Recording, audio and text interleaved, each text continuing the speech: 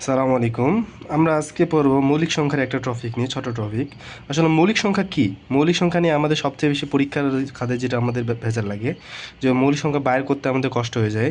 কিন্তু মৌলিক সংখ্যার প্রথম একটা নিয়ম হচ্ছে কি, যে সংখ্যাকে এক এবং ওই সংখ্যা ব্যতীত অন্য সংখ্যা দ্বারা ভাগ করা যায় না তাকে মৌলিক সংখ্যা বলে। কিন্তু আমরা কি করব, মৌলিক সংখ্যার জন্য একটা শর্টকাট টেকনিক পড়ব। টেকনিকটা কি? টেকনিক হচ্ছে সূত্র পড়ব 44 2 3 2 1। এই সূত্রের মাধ্যমে আমরা মৌলিক সংখ্যা 1 থেকে যে 100 পর্যন্ত যে মৌলিক সংখ্যা আছে, এই 1 থেকে 100 পর্যন্ত মৌলিক সংখ্যা আমরা এই সূত্রের মাধ্যমে বার করব।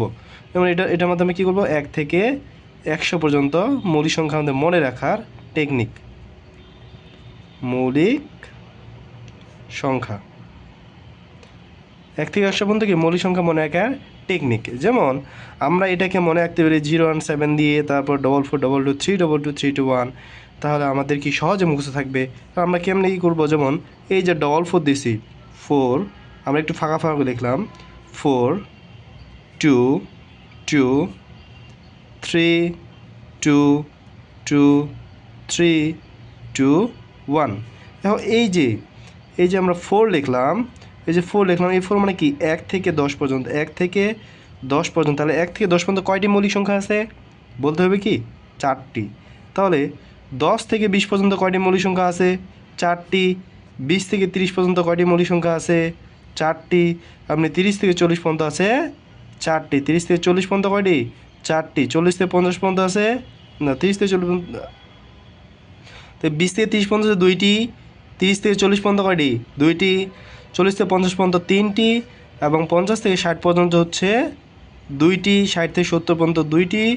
70 থেকে 80 পর্যন্ত 3টি। 80 থেকে 90 পর্যন্ত কয়টি 2টি, এবং 100 পর্যন্ত 90 থেকে 100 পর্যন্ত 1টি। তাহলে আমরা সহজে বুঝে গেলাম যে মৌলিক সংখ্যা 1 থেকে 10 পর্যন্ত কয়টা আছে, 10 থেকে 20 মধ্যে কয়টা আছে। তাহলে আমাদের এখন তেমনভাবে মুখস্থ করার কোনো প্রয়োজন নেই। আমরা এমনি যদি মনে রাখি তাহলে সহজে আমাদের মনে থাকবে। যেমন আমরা 1 থেকে 10 মধ্যে কয়টি মৌলিক সংখ্যা আছে 4টি। কী 2 3 5 7। তাহলে আমাদের সহজে এটা আমাদের মনে থাকবে, কারণ যখন আমরা মনে রাখবো 1 থেকে 10 পর্যন্ত আমাদের 4টি আছে, তাহলে আমাদের কোনো মিস্টেক যাবে না। যেমন আমরা হঠাৎ করে আমরা বাইর করলাম কত 50 থেকে 60 পর্যন্ত, 50 থেকে 60 পর্যন্ত। তা আমরা কি 4422 322। তাহলে 50 পরে 60 পর্যন্ত কয়টা আছে 2টা আছে। তাহলে 2টা কী তাহলে আমরা মনে করবো যে 2টা। তাহলে 2টা কী এখন 51 বিজোড় সংখ্যা আছে, 53 বিজোড় সংখ্যা আছে, তারপর আছে কি 55 বিজোড় সংখ্যা, 57 বিজোড় সংখ্যা, 59 বিজোড় সংখ্যা আছে। মৌলিক সংখ্যা হবে তো বিজোড় সংখ্যা সাধারণত 2 ব্যতীত সবগুলো কি মৌলিক সংখ্যা কী হবে বিজোড় হবে। তাহলে আমরা 51 যদি করি, এখানে 2টা আছে আমাদের, আমরা যদি ধরি আমাদের 2টার মধ্যে আমরা কী নিলাম 51 নিছি, তারপর কী নিলাম 53 নিলাম, তারপর 55 তো হবে না, কারণ সে শুধু 5 থাকে, সেটা 5 দিয়ে সবসময় যাবে, সেই 5 দিয়ে কখনো কী হবে না মৌলিক সংখ্যা হবে না। তাহলে 51 53 নিলাম, 55 নাই 57 নিলাম, তারপর কী নিলাম 59 নিলাম। এখন এই 4টার মধ্যে আমাদের কয়টা হবে 2টা হবে। 17 3 51 এটা বাদ। 53কে আমরা কোনোভাবেই আমাদের কোনো সংখ্যা দিয়ে ভাগ যাবে না। তাহলে আমরা একটা কি পেলাম 53। আর কি 57 আছে আর 59 আছে। যদি আমরা যেই সংখ্যাগুলোকে ভাগ করব, অর্থাৎ এগুলোকে আমরা যোগ করার পর 3 দিয়ে যদি ভাগ যায়, ওই যোগফলকে যদি 3 দিয়ে ভাগ যায়, তাহলে আমাদের কি হবে সেই সংখ্যাটা মৌলিক সংখ্যা হবে না। এমনি 57কে আমরা যদি করি 57 19 3 57, 19 3 57, অথবা আমরা 7 আর 5 কিন্তু আমরা যোগ করি 57, 5 আর 7, 7 5কে আমরা যোগ করলাম 5 প্লাস 7 কত 12। 12কে কত দিয়ে ভাগ যাবে, যদি 3 দিয়ে যদি ভাগ যায়, তাহলে সেটা কি 3 দিয়ে বিভাজ্য, তাহলে সেটা মৌলিক সংখ্যা হবে না।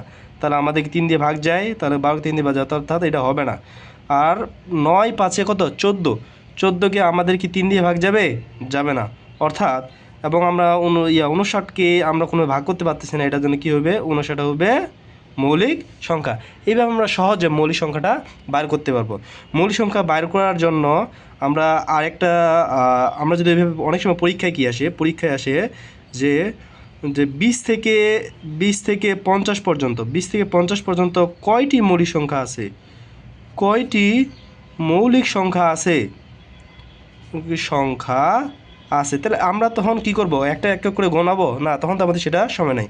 যখন আমরা এই সূত্রটা মনে রাখবো 20 থেকে 50 পর্যন্ত, তাহলে এটা হচ্ছে কি ডবল ফোরে গিয়ে 10 গেল, 20 গেল, এই যে 20 চলে গেল, এবং কি 20 থেকে 50 পর্যন্ত আমাদের শুরু হইলো, অর্থাৎ 21 থেকে শুরু হলো, এটা 21 থেকে 30, হ্যাঁ 21 থেকে 30, তাহলে 21 থেকে 30, এখানে আমরা দুইটা আছে, 40-এর মধ্যে দুইটা আছে, 50 থেকে তিনটা, তাহলে কত হবে, 2 2 4 আর 3 7, তাহলে আমরা সহজে বসাই দিলাম যে 20 থেকে 50 পর্যন্ত আমাদের মৌলিক সংখ্যা কয়টি, 60টি। এভাবে আমরা যদি করি সহজে, তাহলে আমাদের মৌলিক সংখ্যা নিয়ে পরীক্ষায় যেভাবে প্রশ্ন আসুক না কেন আমাদের ভুল হওয়ার কোনো সম্ভাবনা থাকবে না। আশা করি সবাই বুঝতে পারছেন। পরবর্তী ক্লাসে মৌলিক সংখ্যা নিয়ে বিস্তারিত আলোচনা নিয়ে আসবো ইনশাআল্লাহ।